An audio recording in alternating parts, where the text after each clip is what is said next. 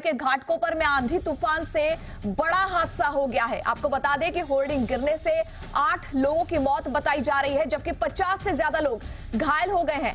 NDRF ने करीब 67 लोगों का रेस्क्यू कर लिया है अब तक। हादसे की जानकारी मिलने पर सीएम एकनाथ शिंदे और साथ ही डिप्टी सीएम देवेंद्र फडणवीस भी मौके पर पहुंच चुके हैं।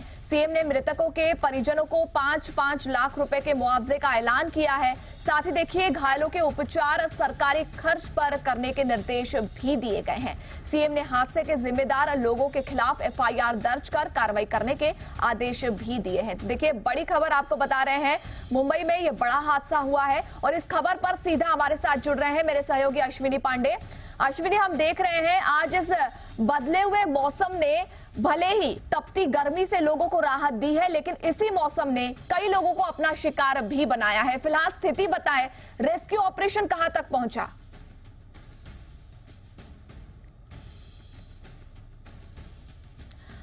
अश्विनी, मेरी आवाज आप तक पहुंच रही है? तो देखिए, ये तस्वीरें हम आपको दिखा रहे हैं और अश्विनी हमारे साथ जुड़ चुके हैं फिर एक बार। अश्विनी, मैं फिलहाल स्थिति जानना चाहती हूं, वहां पर क्या है, रेस्क्यू ऑपरेशन कहां तक पहुंचा है? जी देखिए, अभी तक जो जानकारी है 8 लोगों की मौत इस पूरे घटना में हुई है। 64 लोगों को बाहर निकाला गया है, लेकिन अभी भी ऐसे कई लोग हैं जिन्हें निकालने की कोशिश की जा रही है। मैं तस्वीर आपको दिखाता हूं जिसमें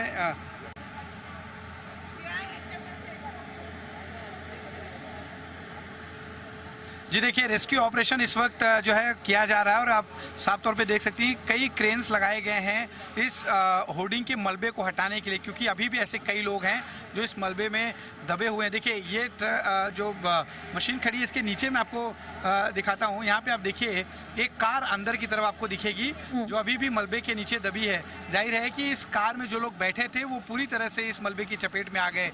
करीब 64 लोगों को अभी तक यहाँ से निकाला गया है, जिनमें से 8 लोगों की मौत हो चुकी है और बाकी लोगों की तलाश की जा रही है। आपको बता दें कि ऐसे कई रिश्तेदार हैं अलग अलग लोगों के जो अपने परिवारजनों को जो है तलाश में जुटे हुए हैं। उनकी कोशिश है कि जल्द से जल्द परिवार का जो शख्स से बाहर आए। एनडीआरएफ की टीम देखिए पहुंच चुकी है रेस्क्यू ऑपरेशन को अंजाम देने के लिए।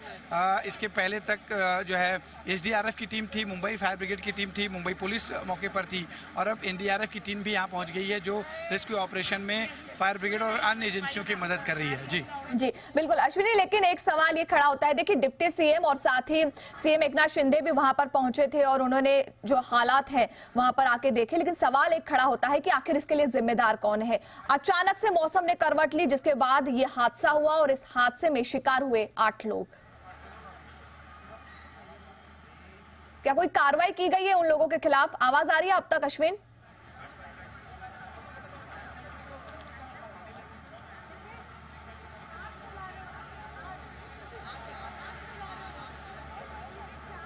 तो देखिए अश्विन,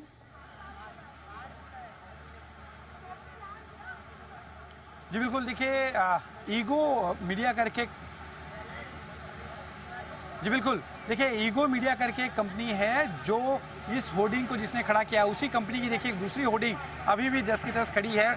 आज ही बीएमसी की तरफ से इस होर्डिंग को हटाने के लिए नोटिस दिया गया था।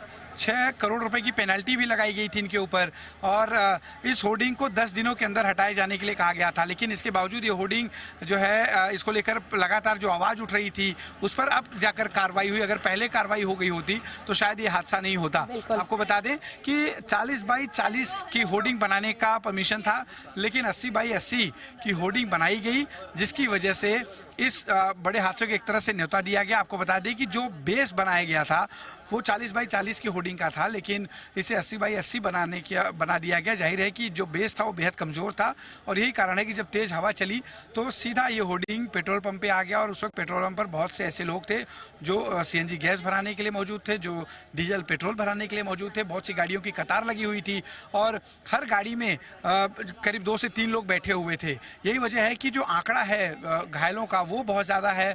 अभी तक 8 लोगों की आधिकारिक तौर पर मौत की पुष्टि की गई है। अभी भी कई लोग ऐसे हैं जो इसकी चपेट में हैं और जब तक ये होर्डिंग का जो मलबा है ये हटा नहीं लिया जाता तब तक अंदर जो लोग फंसे हुए हैं, गाड़ियों में जो बैठे हुए थे, जिन गाड़ियों पर ये होर्डिंग गिरा है वो उन्हें निकाल पाना बहुत मुश्किल होगा। इसलिए कटर की मदद से बहुत ही सावधानी पूर्वक यहाँ कटर का इस्तेमाल किया जाएगा, क्योंकि ये पेट्रोल पंप आप देखिए, बगल में पेट्रोल पंप है, नीचे जो टैंक है उसमें पेट्रोल और गैस भरा हुआ है। ऐसे में कटर का इस्तेमाल करते हुए समय भी बेहद सावधानी बरतनी है।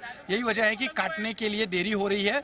और इस तरफ मैं आपको दिखाऊं, ये जो मशीन लाई गई है इसके जरिए काटने की कोशिश की जा रही है, क्योंकि यहाँ पर जो कटर मशीन अगर इस्तेमाल होती है तो उसमें चिंगारी जो निकलेगी उससे जो है नुकसान हो सकता है, इसका ध्यान रखा जा रहा है। जी बिल्कुल अश्विनी, एकनाथ शिंदे वहां पहुंचे थे, साथ ही देवेंद्र फडणवीस डिप्टी सीएम भी वहां पर आए थे और हमने वो तस्वीरें भी हमारे सभी दर्शकों को दिखाई है।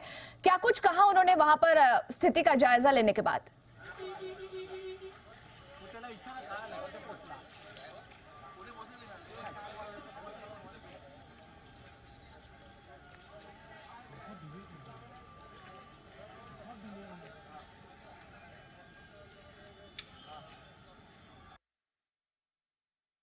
का मुआवजा ऐलान किया गया है जिन लोगों की मौत हुई है, और जिनको जो घायल हैं उन्हें सरकारी खर्चे पर इलाज कराया जाएगा। एक उच्च समिति गठित की जा रही है इस पूरे मामले को लेकर, ताकि ये पता चल सके कि कैसे इसको लेकर शिकायतें होती रही और अलग अलग अथॉरिटीज़ इस पर पूरी तरह से जो है इस पूरी घटना को नज़रअंदाज करती रही, चाहे वो जीआरपी हो, चाहे वो पुलिस हो, फिर बीएमसी हो।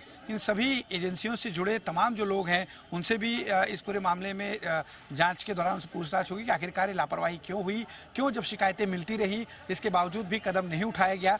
ये एक बड़ा जो है सवाल है, क्योंकि लगातार जो सामाजिक कार्यकर्ता रहे हैं वो इस मुद्दे को लेकर उठाते रहे हैं। इसके अलावा बीजेपी के जो नेता हैं किरीट सोमैया, उन्होंने भी इस मुद्दे को उठाया था। इसके बावजूद भी जो एक्शन लिया जाना चाहिए वो एक्शन उचित समय पर नहीं लिया गया। नतीजा ये हुआ कि आज कई लोगों की जिंदगियां दांव पर हैं, जिन्हें अभी भी निकालने का काम चल रहा है। ऐसे लोगों की तलाश की जाएगी जो इस पूरे मामले में लापरवाही जिन्होंने बरती है और जिनकी लापरवाही का खामियाजा आम जनमानुस जो है इस वक्त भुगत रहा है। जी बिल्कुल बिल्कुल, शुक्रिया अश्विन इस पूरी अपडेट के लिए। तो देखिए, रेस्क्यू ऑपरेशन जो है वो फिलहाल जारी है और जानकारी जो मिल पा रही है उसके हिसाब से रात भर शायद ये रेस्क्यू ऑपरेशन चल सकता है। लगातार जो घायल लोग हैं उनको निकालने का काम जारी है। आगे भी आपको अपडेट देंगे।